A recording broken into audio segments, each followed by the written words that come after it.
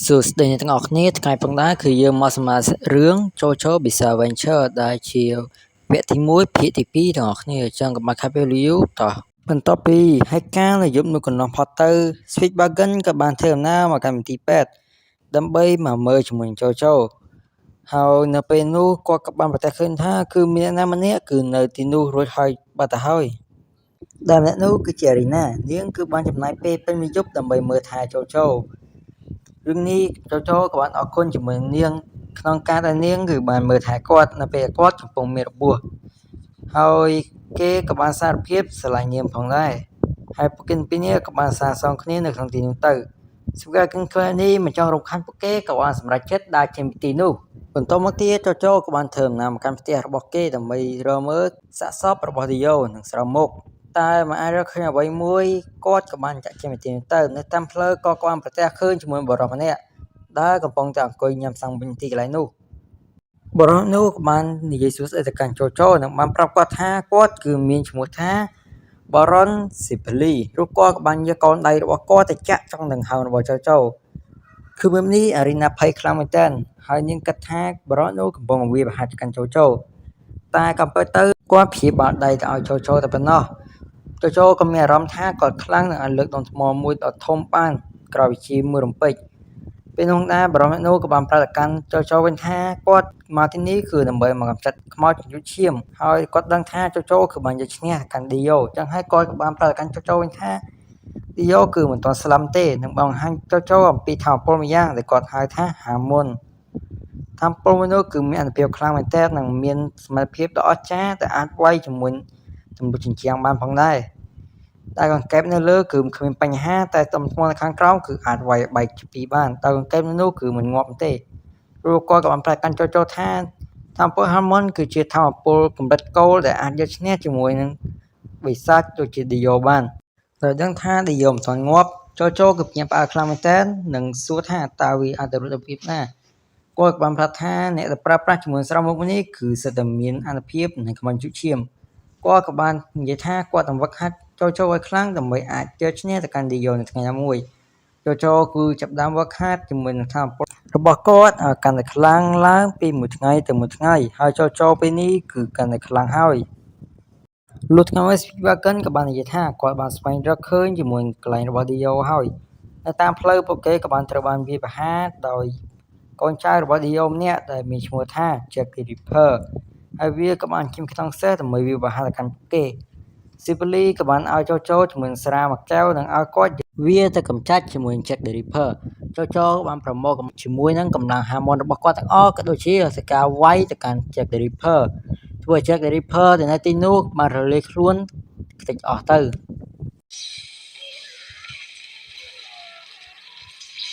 ក្រោយពីจัดការ Jack the Ripper ហើយពួកគេទាំង3នាក់ក៏បានធ្វើដំណើរទៅកាន់ភូមិមួយនៅក្បែរនោះដែលនៅពេលនោះដែរក៏មានក្មេងប្រុសម្នាក់បានធ្វើការមកលួចជាមួយកាបូបរបស់ពួកគេដែលនៅពេលនោះដែរ JoJo និង Sipali ពួកគេបានឆ្លងទឹកដើម្បីឆាវជាមួយក្មេងប្រុសនោះបានសម្រេចហើយក្រោយមកពួកគេបានដឹងថានេះគឺជាអន្ទាក់ហើយក្មេងប្រុសនោះគឺត្រូវបានគេសណ្ដំព្រះអាទិត្យក៏បានលិចហើយនៅពេលនេះពួកគេបានដឹងថាពួកគេគឺនៅកន្លែងកោះខ្មោច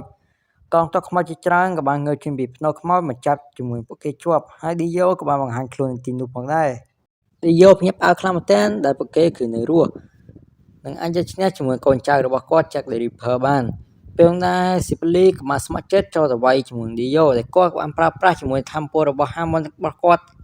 ការវាយទៅកាន់ Dio ក៏ប៉ុន្តែធម្មពលរបស់គាត់បើយើងមិនមានផលទៅលើ Dio ទៅវិញមូលហេតុនោះគឺជាសារ Dio គឺបានមកកកជាមួយឈាមរបស់គាត់ដែលធ្វើឲ្យ Harmon គឺមិនអាចរត់ចូលទៅក្នុងខ្លួនរបស់វាបានវាក៏បានបង្កកដៃរបស់ Sipali និងបានមកបន្ទុកដៃរបស់គាត់ចោលធ្វើឲ្យគាត់គឺរងរបួសធ្ងន់ខ្លាំងមែនទែន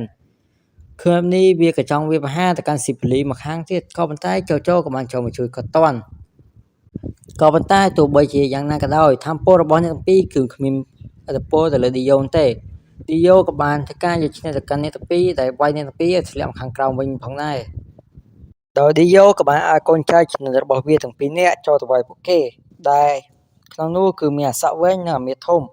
ហើយអសក់វែងវាក៏បានធ្វើការស្ទុះវាប្រហារកាន់ JoJo ដែលបញ្ជាជាមួយសក់របស់វា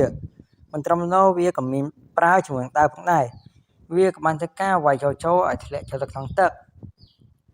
ឃ คือនេះវាក៏ហក់ចូលតាមវាយចូលដែលចូលគឺត្រូវតែរៀនដល់ហាំខាងទឹកគឺអាចដើម្បីអាចយកឈ្នះជាមួយអសវិញបាន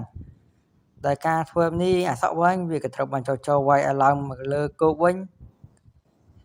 ហើយចូលក៏បានទៅការមកយកទៅកាន់វាតែម្ដងមុននឹងស្លាប់អសវិញវាក៏បានឲ្យដៃរបស់វាទៅកាន់ចូលដោយសារវាគិតថាចូលគឺជាអ្នកប្រយុទ្ធដ៏អស្ចារ្យចប់ហើយអាមេធំក៏បានចាប់ជាមួយចូលទៅស៊ីប៉ូលីក៏បានចូលមកជួយជាមួយចូលវិញម្ដងក៏ប៉ុន្តែគាត់គឺមិនអាចវាយឆ្នះជាមួយអាមេធំនោះទេដែលគាត់ក៏ត្រូវបានអាមេធំចាប់ចងគាត់ជាប់ពេលនោះដែរអាមេធំក៏បានប្រាជ្ញបាតរបស់វាទានផ្ដាច់ខ្លួនរបស់ស៊ីប៉ូលីជាពីរផងដែរដោយឃើញនេះគ្រប់គ្នាគឺពិតជារន្ធត់ចិត្តខ្លាំងមែនទែនហើយពេលនោះដែរស៊ីប៉ូលីក៏បានប្រើប្រាស់ធម៌ពលរបស់គាត់មានទាំងអស់បកគលទៅឲ្យកាន់ចូលហើយចូលគឺបានខ្លាំងតែម្ដងមិនចាំយូរទេចូលក៏បានក្រាបឡើងមកវិញនឹងការទៅវាយជាមួយអាមេធំនឹងតែម្ដងលើកនេះចូលគឺខ្លាំងមែនតើសូម្បីច្បាប់របស់អាមេធំក៏គាត់អាចលើកវាមកកាត់ចោលបានផងដែរហើយគាត់ក៏បានដាក់អាមេធំឲ្យរលាយខ្លួនបាត់ទៅ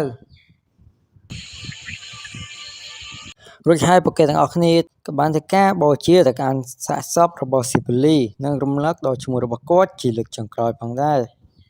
បន្ទាប់ពីពួកគេបានដោះស្រាយជាមួយសាកសពរបស់ស៊ីប៉ូលីហើយពួកគេទាំង3នាក់ក៏បានធ្វើដំណើរទៅមុខបន្តទៀតលុះនៅតាមផ្លូវពួកគេបានវាយប្រហារដោយអាបិសាចអណ្ដាតពេញមួយតែចូលនៅទីនោះក៏បានជួយពួកគេទាន់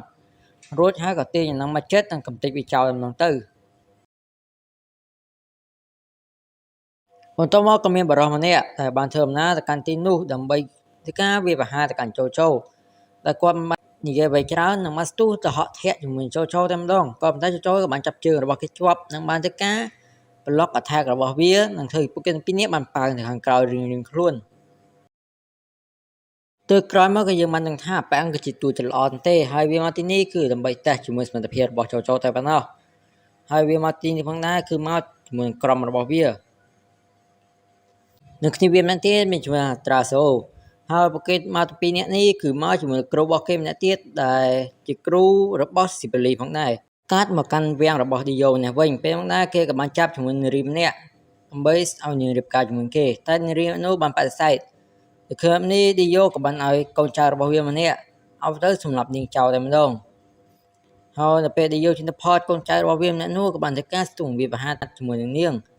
ក៏តែជាស្នាល្អចូលក៏បានដល់ទីនោះនិងបានធ្វើការជួយសង្គ្រោះនារីម្នាក់នោះផងដែរគេទាំងពីរនាក់បានស្ទុះទៅវាប្រហារគ្នាទៅវិញមកហើយនៅក្នុងមុខរបស់អាមួយហ្នឹងគឺសិតតែពស់តែម្ដងហើយវាក៏ជាស៊ូមីពស់នៅក្នុងនេះចូលក៏បានធ្វើការចាប់ពស់របស់វាជាប់និងបានរំលាយវាចោលតែម្ដងក្រោយមកពួកគេទាំង6នាក់បានធ្វើដំណើរទៅជួបជាមួយឌីយ៉ូបានសម្រេចឌីយ៉ូភ្ញាក់ផ្អើលខ្លាំងមែនទែនដែលពួកគេបានធ្វើដំណើរដល់ទីនេះដោយមានសុវត្ថិភាពចូលមកវាក៏បានឲ្យចូលក្រុមជាមួយវានិងបាននិយាយឌឺពីការស្លាប់របស់ស៊ីប៉ូលីផងដែរឃើញនេះអបសក់បាសនោះក៏បានស្ម័គ្រចិត្តទៅវាយជាមួយឌីយ៉ូមួយស្មើដោយខ្លួនឯងហើយការប្រព្រឹត្តរបស់គាត់មើលទៅហាក់បីអស្ចារ្យតែឌីយ៉ូក៏បានប្លុកស្គៀរបស់គាត់ជាប់និងបានមកកក់ខ្លួនរបស់គាត់ក៏បន្តិចចោលផងដែរក៏ប៉ុន្តែមុនស្លាប់ក៏បានបញ្ចូលហាម៉ុនទៅក្នុងផ្កាកលាបនិងព្រោះវាទៅចាក់ជាមួយភ្នែករបស់ឌីយ៉ូឲ្យខ្វាក់តែម្ដងរួចហើយក៏បានស្លាប់បាត់ទៅឃើញនេះឌីយ៉ូគឺខឹងខ្លាំងមែនទែននិងបានធ្វើការបញ្ជាកូនចៅរបស់វាទាំងអស់ការវាប្រហារទៅកាន់ពួកគេហើយពេលដំណើរសូម្បីច្រើនក៏បានធ្វើដំណើរទៅកាន់ទីនោះដើម្បីធ្វើការសម្លាប់ជាមួយពួកគេនៅទីនោះក៏ប៉ុន្តែពួកគេក៏អាចការពារខ្លួនបានហើយចូលឌីយ៉ូក៏ត្រូវប៉ះគ្នាមួយស្មើតែម្ដងតែបន្ទាប់ពីបានបង្ហាញអំណាចរបស់ខ្លួនឯងរៀងខ្លួនហើយពួកគេពីរនាក់ក៏បានស្ទុះទៅវាប្រហារគ្នាដោយចូលបានគប់ការកលាបដែលមានហាមុនទៅខាងឌីយ៉ូតែឌីយ៉ូក៏ត្រូវតែចុះទៅលើមេឃចុះមកខាងក្រោមវិញចូលក៏បានកាត់ដៃរបស់ឌីយ៉ូដាច់និងបានធ្វើការពុះខ្លួនរបស់វាជាពីរតែម្ដងក៏ប៉ុន្តែសំណាងមិនល្អឌីយ៉ូក៏បានមកកក់ដៃរបស់គេហើយក៏បានធ្វើការបឺនឈាមរបស់គេផងដែរក៏ប៉ុន្តែនៅក្នុងរបស់ឌីយ៉ូក៏មានភ្លើងធ្វើឲ្យកក់ឌីយ៉ូទៅបានមកកក់ដៃរបស់ចូលមួយនេះវាក៏បានរលាយ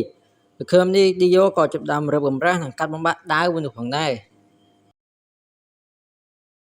បន្ទាប់មកចូលក៏បានធ្វើការម៉ាត់ឌីយ៉ូមួយដៃផងដែរក៏ប៉ុន្តែដៃរបស់គាត់ក៏ត្រូវបានកកហើយមិនត្រឹមតែប៉ុណ្ណោះឌីយ៉ូក៏បានប្រើសមត្ថភាពព្យាបាលរបស់វាព្យាបាលតដៃរបស់ខ្លួនត្រឡប់មកវិញហើយមិនត្រឹមនោះវាក៏បានតមុខរបស់វាឲ្យត្រូវគ្នាវិញផងដែររួចហើយវាក៏តាមដៀលទៅកាន់ធម្មពលរបស់ចូលថាគឺដូចជាលីមួកយ៉ាងចឹង ចូលបានរំលាយទឹកកកនឹងដៃរបស់គាត់ហើយក៏បានត្រៀមខ្លួនវាយជាមួយឌីយ៉ូជាសារជាថ្មី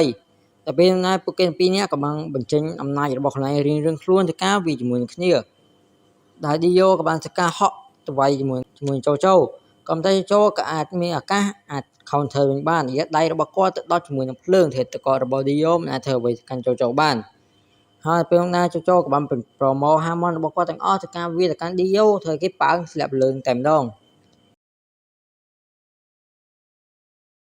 ខ្លួនប្រាណរបស់ឌីយ៉ូទាំងមូលក៏ចាប់ផ្ដើមរលាយខ្លាចពីផេះហើយនៅដង្ហើមចុងក្រោយគេបានប្រមូលជាមួយធម្មពលរបស់គេទាំងអស់ទៅការបាញ់ឡាសៀតាមភ្នែកទៅកាន់វាបហាទៅកាន់ចូលកំដៅចូលគឺអាចគេចផុតហើយឌីយ៉ូក៏ត្រូវបានធ្លាក់ទៅខាងក្រោមបាត់ទៅ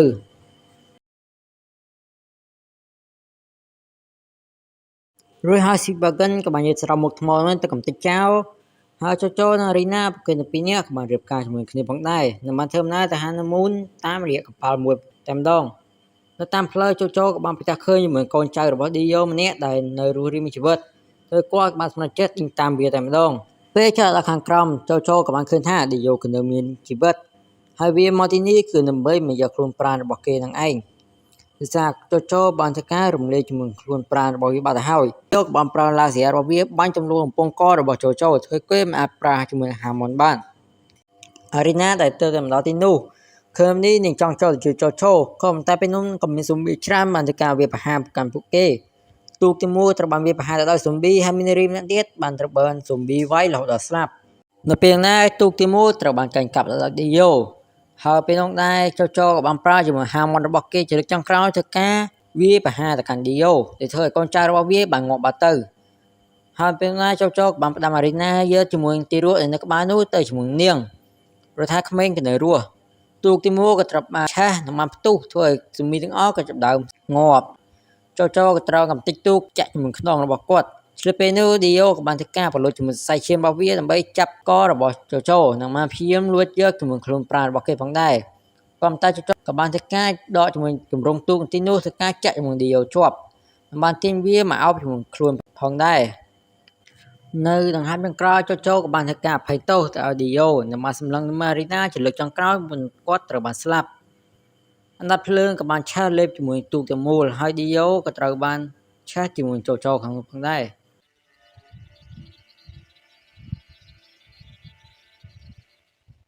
ហើយទូកទាំងមូលក៏ត្រូវបានផ្ទុះខ្ទេចខ្ទីគ្មានសេះសល់អ្វីសូម្បីតែបន្តិចលួននៅពេលព្រឹកឡើងយើងក៏បានឃើញថាមានក្តាមឈើមួយកំពុងតែអណ្ដែតនៅលើទឹកនៅក្នុងនោះគឺជាអារីណានិងក្មេងស្រីដែលយើងបានជួយមុននេះហើយយើងក៏បានដឹងថាពេលណាអារីណាគឺនៅមានកូនម្នាក់ទៀតនៅក្នុងពោះរបស់នាងមានថាកូននោះគឺជាកូនរបស់ចូលហើយនេះគឺជាចំបញ្ចប់នៃរឿងរបស់ចូលក្នុងវគ្គ Phantom Blood